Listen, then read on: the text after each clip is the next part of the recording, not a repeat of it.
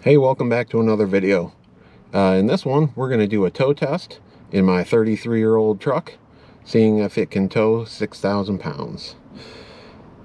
That should work, right?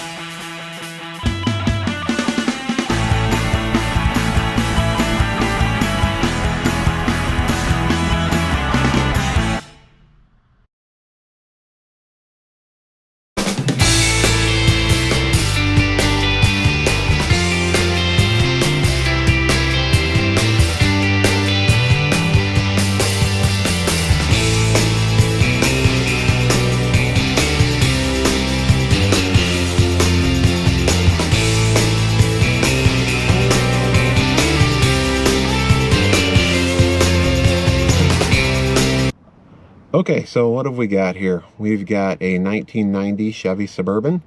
It has a 350 TBI, 700 R4, and it is a half-ton, so it does have 10-bolt axles front and rear. It does have the towing package, so it has 373 gears, and it is running stock tires and stock suspension. So stock tire size is 235/75/15. So as far as a half-ton goes, aside from being two-wheel drive, this is probably about as good as it gets. Which is probably marginal for this load, but this is what people used to do, and this is what my family did when we were growing up. So let's give it a test and see how it goes. We'll be towing a 2000 Jeep Wrangler, my Wrangler. It does have 35-inch tires, and it has been body stretched 15 inches to match the tub length of the Wrangler TJU or LJ or TJ Unlimited, whatever you want to call it. But let's take a look and see what we got.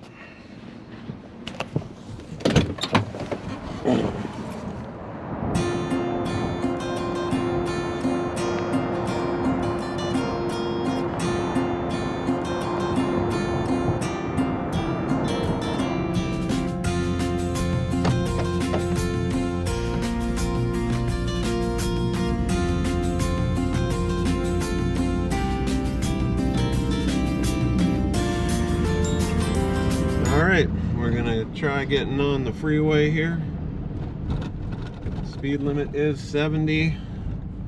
I'm not sure we have the RPMs available for that. This is a 700 R4, which is not advised to tow in overdrive, so we are going to be in drive. And like I said, I've got 373s in the gears, or in the axles, and the stock size tire. So we are coming up to speed. 550. The one thing I'm definitely noticing is it is very stable. Don't feel any wobble or anything yet, anyways. And we did it. We are on the highway.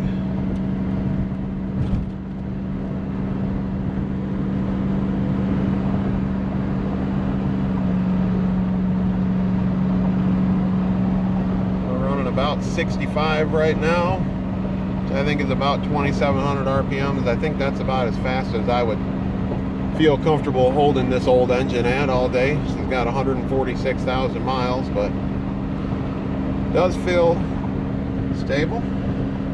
It steers about as good as it did before, which isn't great, but I'm keeping it between the ditches anyways, while holding a GoPro and talking, so something to that. I think this would be about where we would set the sweet spot. So luckily where I live, we don't have any real issues with hills. I'm in the flats of southeast Michigan, but if I was in the mountains, which I will be in a couple weeks when I head to Moab, I'd certainly have to watch my braking distances with these half-tons. Definitely would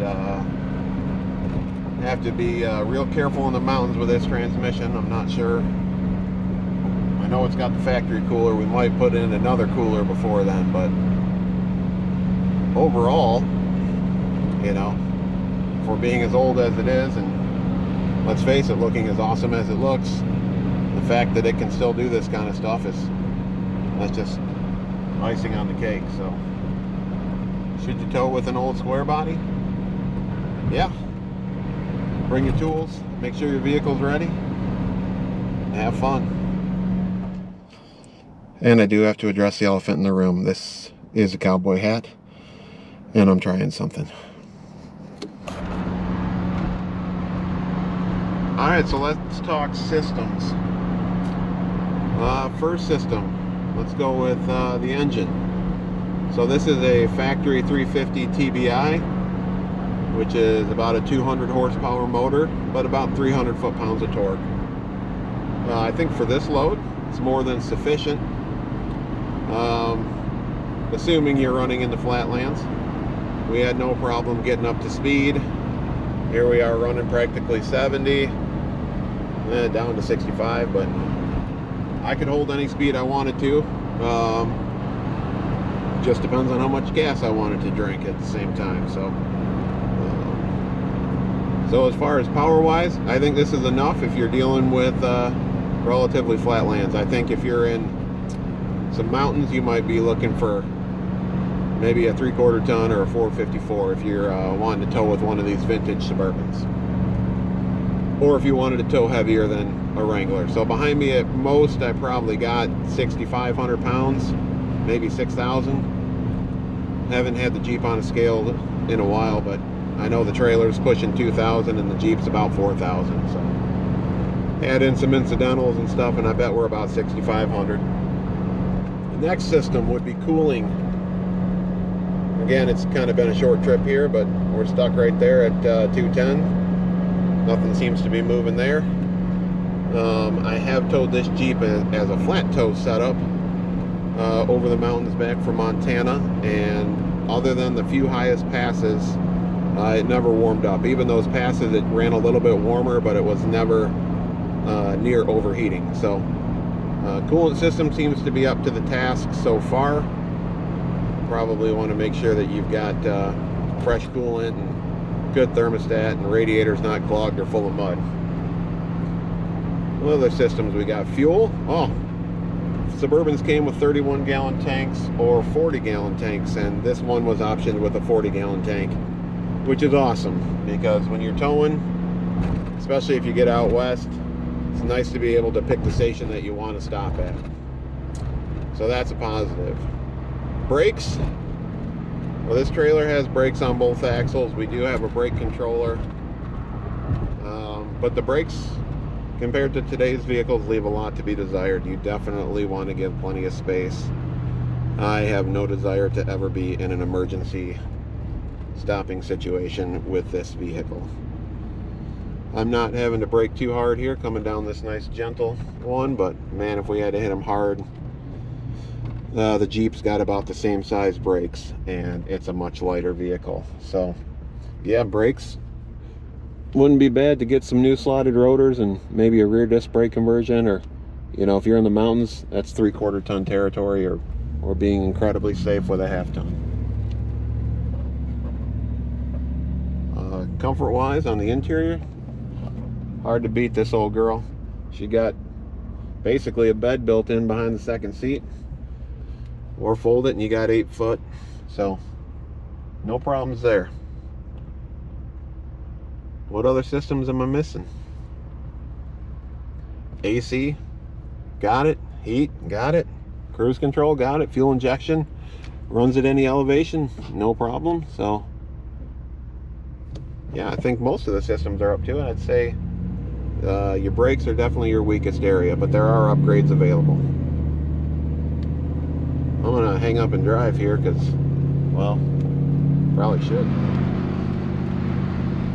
Oh, I can't believe I forgot to talk about suspension. So this rear suspension, it's doing it, but I don't know that I would say it is doing it without a problem.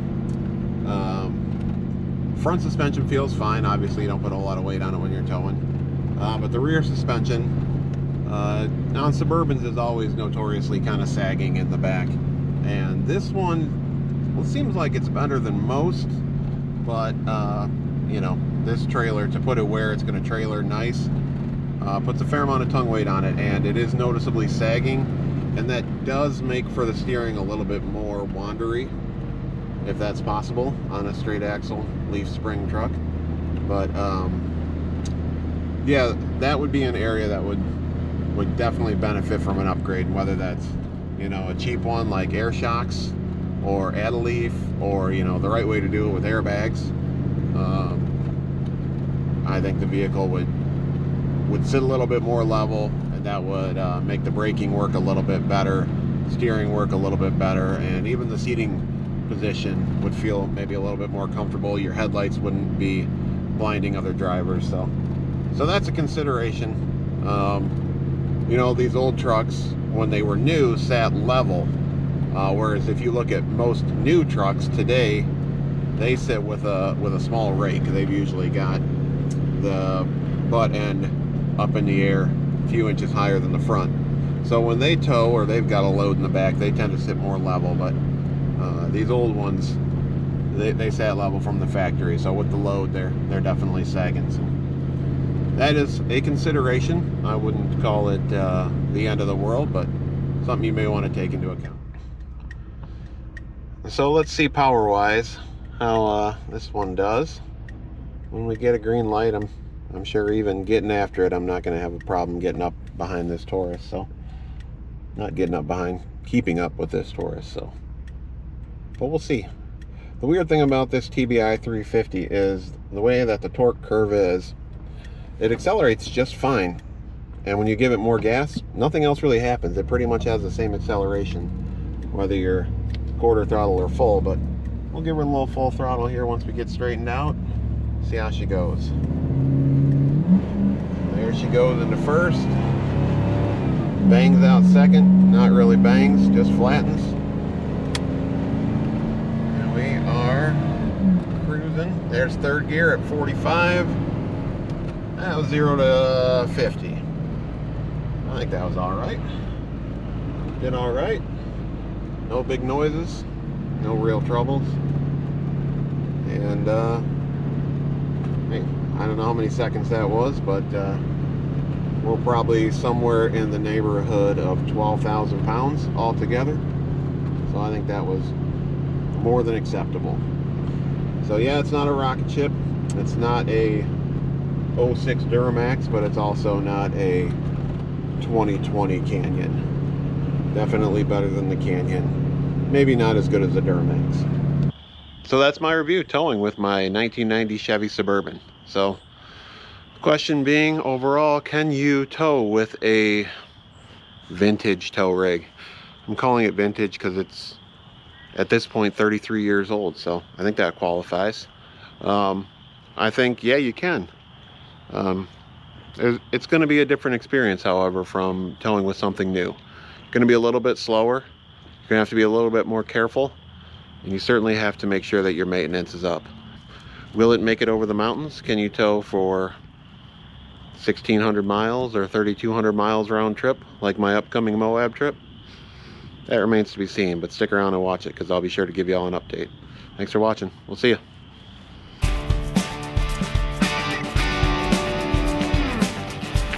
Not bad.